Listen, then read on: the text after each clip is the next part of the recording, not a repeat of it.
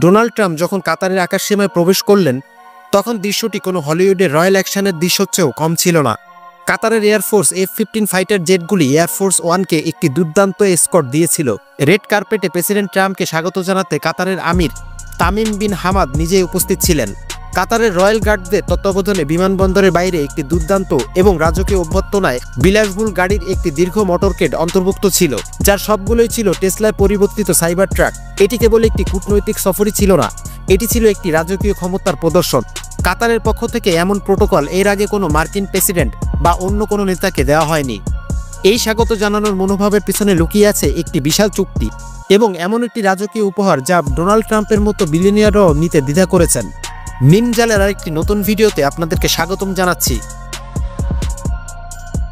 বন্ধুরা, Donald Trump তার মধ্যপ্রাচ্য সফরের সময় সৌদি আরব, সংযুক্ত আরব আমিরাত এবং কাতারে সফর করেন এবং তিনটি স্থানেই তাকে একজন সাধারণ অতিথি হিসেবে নয়, একজন বিশ্ব পরাশক্তি সম্রাট হিসেবে স্বাগত জানানো হয়।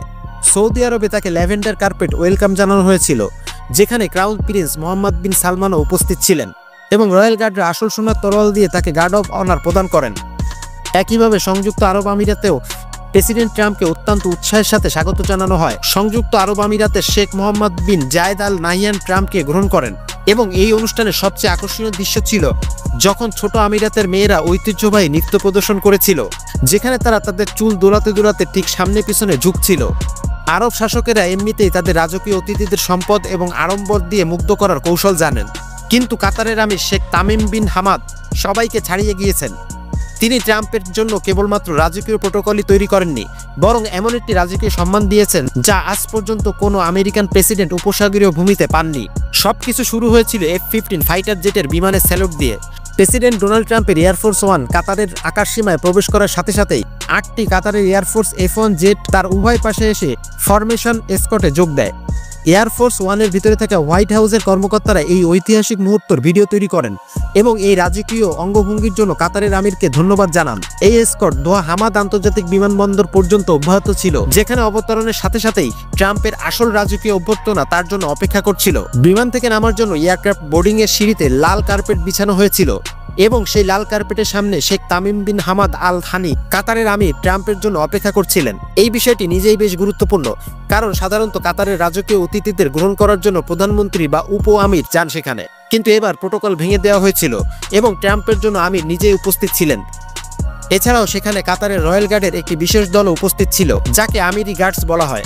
এমন একটি এলিট ফোর্স যা শুধুমাত্র আমিরের সুরক্ষায় প্রশিক্ষিত। এই ইউনিটে মোট 210 জন বিশেষভাবে নির্বাচিত গার্ড থাকে, যারা সবসময় শুধুমাত্র একটি মিশন নিয়ে জীবনযাপন করে, সেটি হলো কাতারের আমিরের জীবন সুরক্ষা। হামাদ আন্তর্জাতিক বিমানবন্দর থেকে বের হওয়ার সাথে সাথেই একটি বিলাসবহুল মোটরকেড এই কাফেলার আমিরের প্রাসাদ পর্যন্ত নিয়ে যাওয়ার জন্য প্রস্তুত ছিল।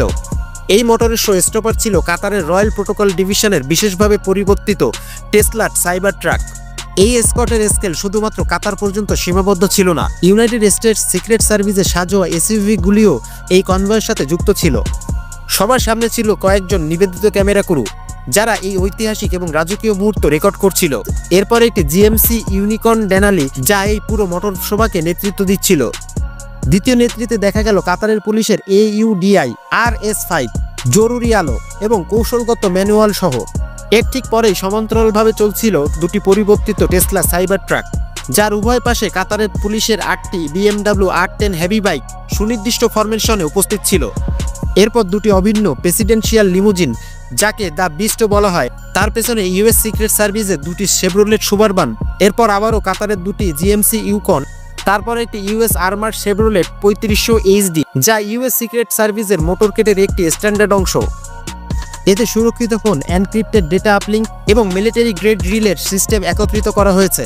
এরপর আবারও সিক্রেট সার্ভিসের 4টি সুবারবান, যেখানে ব্যাকআপ ট্যাকটিক্যাল ইউনিট মোতায়েন করা হয়। এরপর দেখা গেল সেই গাড়িটি যা প্রেসিডেন্ট সুরক্ষার শেষ প্রতিরক্ষা রেখা, ফোর্ড F-50 কাট ট্রাক, যেখানে থাকে কাউন্টার অ্যাসাল্ট টিম। এই গাড়িটি, যার উপরে একটি গম্বুজ লাগানো আছে, এটি সিক্রেট সার্ভিসের ECM ভেহিকেল। এতে উন্নত জ্যামিং সিস্টেম রয়েছে, যা যে কোনো ড্রোন বা ক্ষেপণাস্ত্র শনাক্ত এবং নিষ্ক্রিয় করতে পারে। এবং শেষে আবারও কাতার স্পেশাল সিকিউরিটি গাড়িগুলো অন্তর্ভুক্ত ছিল। এই পুরো রাজকীয় প্রোটোকলে যতদূর পর্যন্ত ক্যামেরার নজর যাচ্ছিল, 40টিরও বেশি গাড়ি সহজেই গণনা করা যাচ্ছিল। যখন প্রেসিডেন্ট ট্রাম্প আল ওয়াজবা প্রাসাদে পৌঁছালেন তখন তাকে আরও একটি রাজকীয় কায়দায় স্বাগত জানানো হয়েছিল।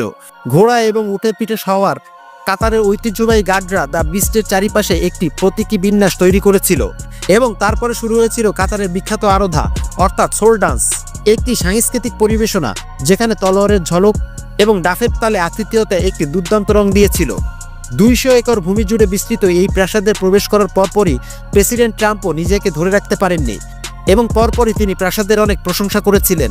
এই ঐতিহাসিক সফরের সময় মার্কিন যুক্তরাষ্ট্র এবং কাতারের রাজ্যের মধ্যে বেশ কয়েকটি বড় ধরনের অর্থনৈতিক এবং কৌশলগত চুক্তি স্বাক্ষরিত হয়েছিল।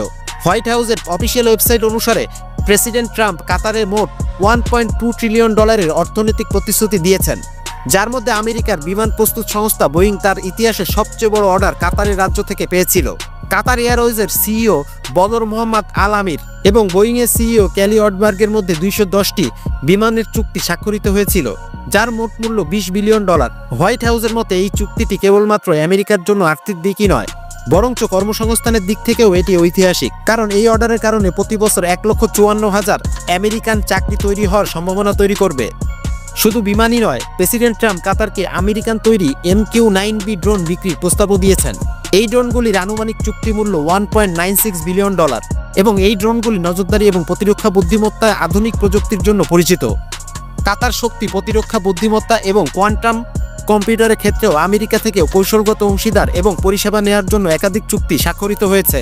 দেখা যায় ট্রাম্প এই কাতারের সফরের সময়ও $243 বিলিয়ন নিশ্চিত সরাসরি চুক্তি করেছেন, কিন্তু হোয়াইট হাউসের তথ্য মতে এই চুক্তিগুলি দীর্ঘমেয়াদী অর্থনৈতিক প্রভাব $1.2 ট্রিলিয়ন পর্যন্ত যেতে পারে।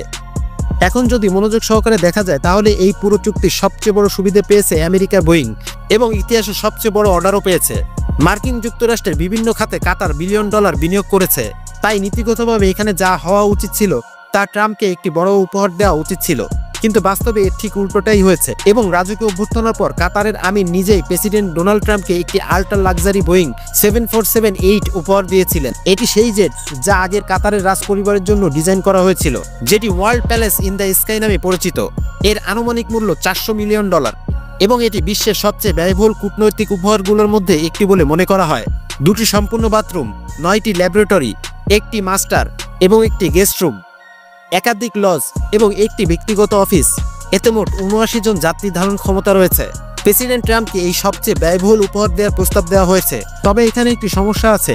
মার্কিন সংবিধানে বিদেশি ইমুলুমেন্টস 19 ধারা অনুযায়ী কোনো ফেডারেল কর্মকর্তা এমনকি প্রেসিডেন্ট ও কংগ্রেসের অনুমতি ছাড়া কোনো বিদেশি সরকারের কাছ থেকে কোনো ধরনের মূল্যবান উপহার বা সুবিধা নিতে পারবে না।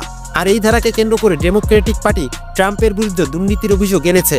কিন্তু অন্যদিকে প্রেসিডেন্ট ট্রাম্প নিজেই বলেছেন, আমি কেন কাতারের উপহার নেব না, যখন আমরা সবাইকে দিচ্ছি, তাহলে যদি কেউ আমাদেরকে দেয় তাহলে ক্ষতি কি?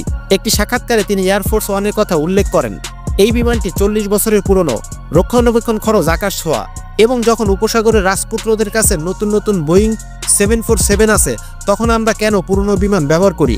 কিন্তু ডেমোক্রেটদের বিশ্বাস, ট্রাম্প প্রেসিডেন্ট হওয়ার পর থেকে তিনি এমন অনেক পদক্ষেপ নিয়েছেন যা থেকে তিনি পরোক্ষভাবে লাভবান হয়েছেন, তা সে মিম কয়েন চালু করার কথাই হোক বা বিনামূল্যে বিলাসবহুল জেটের কথাই হোক। আসলে এমনটা আগেও হয়েছে।